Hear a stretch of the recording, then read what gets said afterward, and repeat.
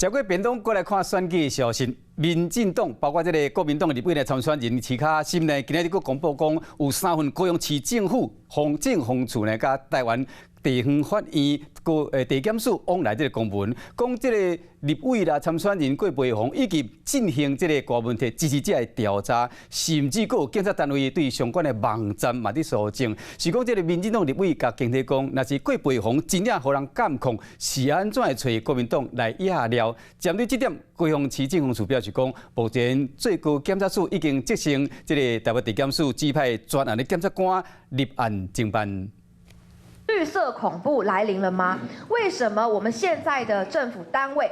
上至中央，下至民進黨執政縣市的地方，都開始用一些所謂查賄的名義，但是實際上他們是行監控之實。徐嘉欣召開記者會，提3份高雄市政府政風處和台灣高雄地方檢察署的往來公文，指控公文內容是政風處對立委參選人郭培宏和大問題支持者的調查。我們的政府機關很喜歡那個偷聽民眾的談話，這是大家都知道的。我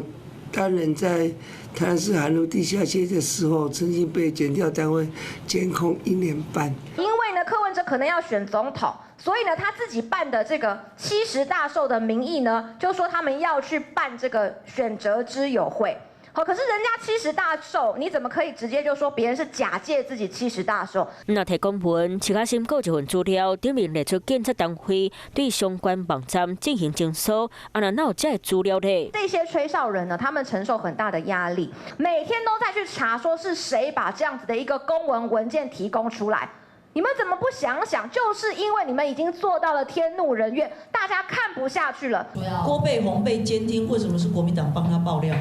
那你所有的監聽的話，就他自己手機有沒有被監聽等等這些，如果有的話，我想請他可以直接到地檢署去控告。徐嘉欣指控林陽是歷史恐怖，不過伊進前公布一份文件未中響，這期時任駐美代表蕭美琴的申請，這份文件則予要求已經泄露政府機密，今麥佫提公文出來，來給林陽對參選人的監控。